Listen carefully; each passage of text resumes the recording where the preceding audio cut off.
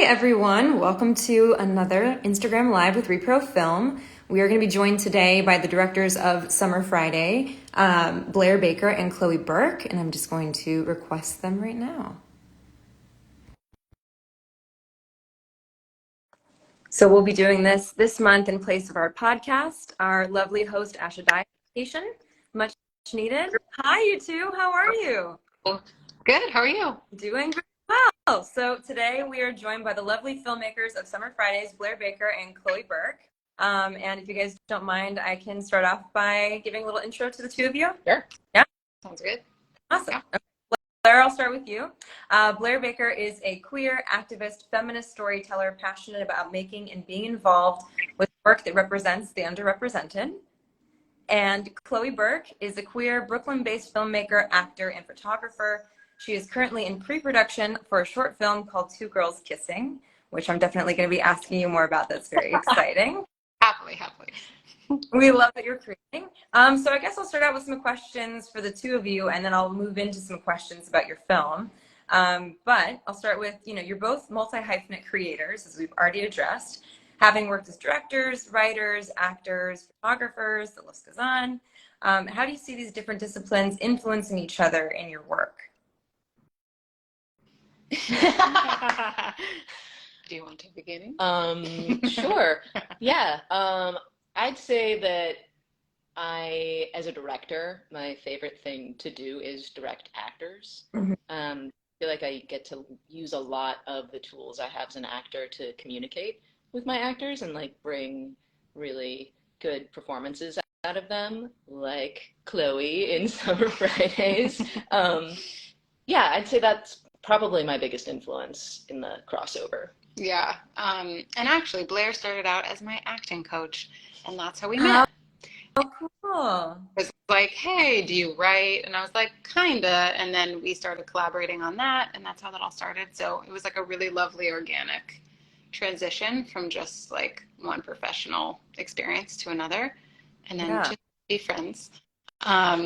But I also, I'm also a photographer. So like when we were in pre-production for Summer Fridays, the way we co-directed, but what we decided in pre-pro was Blair, once we were on set, since I was acting in every scene, Blair was going to be the one that was really directing the actors, also because we didn't want it to be like, or I didn't want to be directing my fellow scene partners. We agreed that would feel maybe weird for them. And Blair is very good at directing actors. So in pre-production, I was more of like, we talked about the visual language and the way that was going to look and the shot list and everything. So when we got to set, we were like on the same page, and then Blair could just like help me and everyone else do the best we could. It sounds like delegated really well, which is what you want in a filmmaking partner. And I can speak from my own experience that I'm an actor as well, and my favorite directors always were actors first. An actor like is spending time and getting into the meat of the scene with you, and just like down to play and find fun stuff. So that's so cool. Cool. Well, I'll move on to my next question, which is that you both define yourselves as being queer. So another point of view question, right? First artistically, and then this one, how does your queer identity influence your creative points of view as storytellers and what stories you want to tell? Well, I think for this film specifically, it wasn't necessarily like from the POV of being a queer person. It was more just like this was the story we wanted to tell, and we both just happened to be queer people. Like Frankie, the character, could be queer.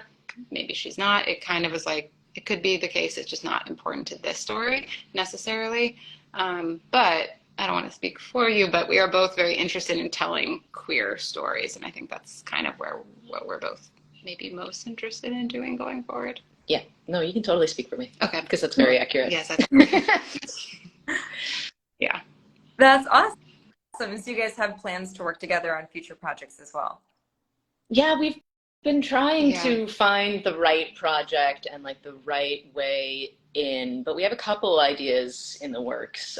We really want to act with each other because we've never done that. Yes. And so we will probably the next thing write and act, and then maybe find another director collaborator to shepherd us on that journey. Yeah, just so we don't have to wear every single hat together. Exactly. Too many. Too many hats. Part. I mean, you know, bless Clint Eastwood, but I don't know if I could like. I know. I don't know if I could direct my scene partners. It would feel a little inorganic. I agree. Yeah. I think. Well, personally, I just think it would be very hard to keep everything straight. And yeah, but like, good job, Clint. Good for him. I think if I was in that position, you know, you're trying to react honestly and emotionally in the moment, and then to put on the other kind of more critical hat. Yeah, that's a kind of a rough transition, I think. Yeah. I wonder what kind of director he is. In that Chloe and I were literally just talking about this before we got on the call, of like the type of directors that are just on it, like just shooters who just want to shoot it and make it look a certain way and don't really deal with the actors at all, and that you have to be sort of your own compass. Yeah. I would be very, very curious to hear what kind of director he is. Yeah, totally. Okay, well, my next question is, you know, a little bit more of a heavy hitter, I guess. I noticed while researching the two of you that you're both passionate about art and politics, which is absolutely where rePROFilm meets those two things. Do you believe that art is inherently political, and should it be? I would say that as a queer creator, yes, mostly also just because our existence is political in itself, and so thus anything we create will be political. For me, when I do create activist forward work, it's always with the intention not to necessarily supply facts, because anyone can get any sort of fact they want right now to support their point of view, right? Because of the internet. But art can make you, the internet. Art can make you feel something. And that's really the only way to change minds, I think, in this day and age, is if it's their own idea and that they experience it on their own through watching, reading, going to a play. Like, that's how people are going to change their points of view. Yeah, I think that was beautifully said. But yeah, I think, like, I mean, I don't know. I think sometimes filmmakers make work for the purpose of being political, and sometimes it's just because it's the story they want to tell. But I think that can be political in its own way. It doesn't have to be necessarily for the purpose of changing the world, even if it's just a few people who you're able to, I don't know, get them to hear a point of view they've never heard, or just see an experience they've never seen. I think that's political in and of itself. Yeah, totally. And part of the reason I asked is because your film, Summer Fridays, has a lot to do with the issue of, I mean, not the issue of, but has a lot to do with HPV, which is a really interesting subject that I've never seen addressed in film before.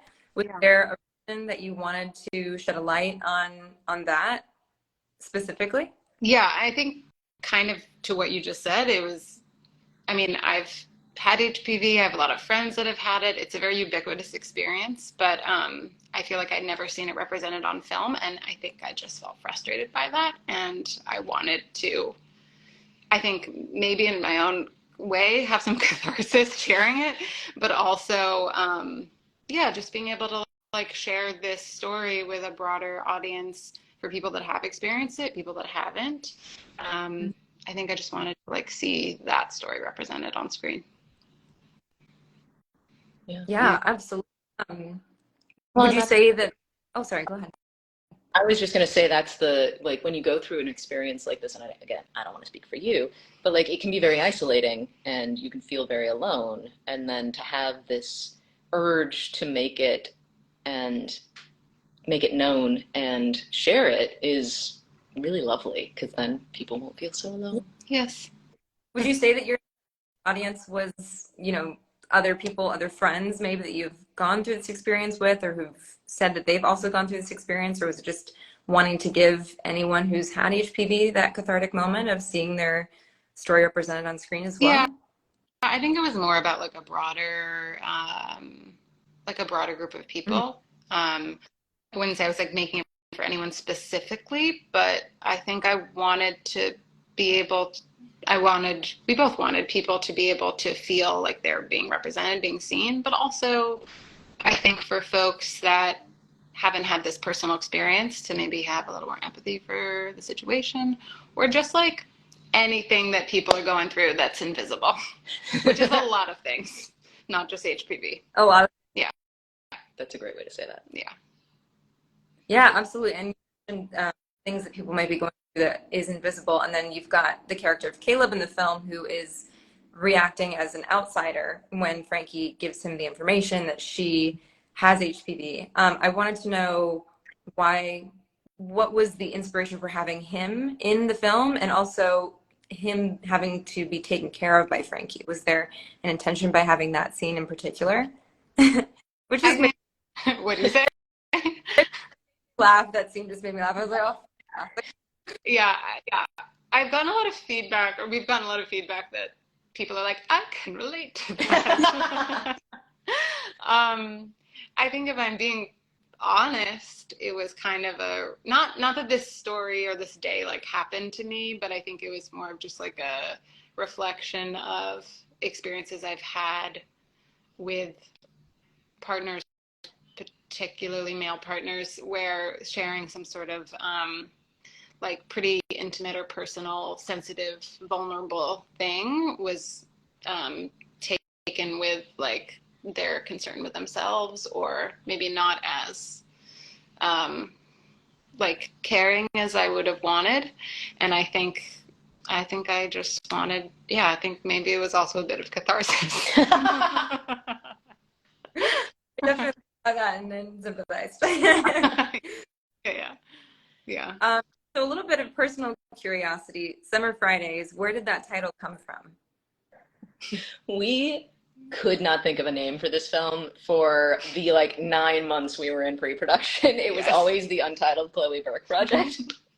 And I think I threw out Summer Fridays because literally the story takes place on a summer Friday, as well as that kind of evokes a certain energy of not taking things too seriously, partying, celebrating something because it's summer and it's happy, and that's not at all what Frankie is going for. So we were interested in that sort of The like juxtaposition. Yeah. Yeah. Well, yeah, because I assume that you shot this in New York, right? No, actually, we shot it in Oh, Philadelphia. really? Okay. Yeah. Go I ahead. lived here for like 3 years, and we had a lot of free locations we could use. Hey, that's So we did it in Philly. Yeah, and we both love Philly, Yeah, and it's such an amazing town. And so it was always yeah, the focus to yeah. film there. We filmed one scene in New York, That's true. the doctor scene. yeah, yeah, Yeah, at the very top. That was, I think that was a really cathartic scene to watch as well. Just kind of like this sterile, gynecologist office, and just we all know, anyone who has been to one before knows how uncomfortable it is to be in those stirrups. And I think you guys are really good with that like stark lighting of imbuing it with the discomfort that I'm sure we've all felt before. yeah, Yeah. yes. I will say of all the scenes in the movie, that one was the most closely taken from exact experiences. I bet. Yeah. I felt very represented in my uncomfortability in that, and so very well done. And yeah, I totally, you have told, because I think the film, what you said, Chloe, about there being the juxtaposition between, like, I guess a slightly more serious subject matter, but then also the energy of the title, the energy of it, it felt like a Brooklyn summer Friday. Yeah. It gave it that, it imbued it with a little bit more lightness, which was awesome. Yeah. Yeah. It's like, and also I think something we talked about a lot was like, when there are things going on in your life, you still have to get on with it, and your day still continues. And Right. so, even if other people aren't really aware of what's happening for you personally.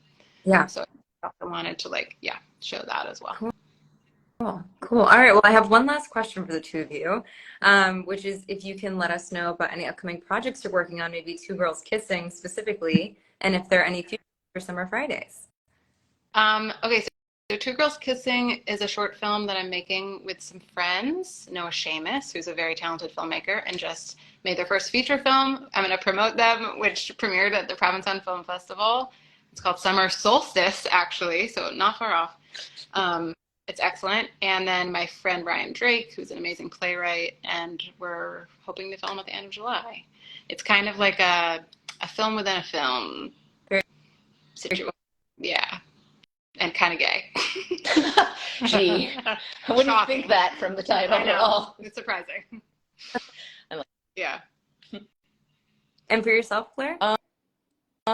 Yeah, I am currently doing a lot of theater acting. I'm in the play that goes wrong at off Broadway, and then I'm joining the cast of Peter Pan Goes Wrong in LA. Oh, Yeah, so I'll be out there for about 5 weeks. great. I've been seeing posters for it all around town, so that's exciting. It's a really good time. It's really fun. That's so cool. And I know that you guys have right now Summer Fridays being hosted on Short of the Week, Yeah. also on rePROFilm. So for anyone who's watching who wants to see the film, you can go to rePROFilm.org and watch it there. But do you have any future plans for Summer Fridays?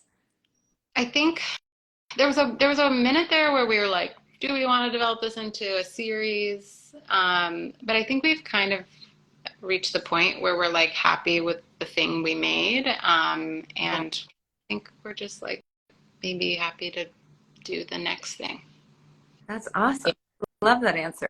Yeah, totally. Yeah. Just had a full moment. That's great.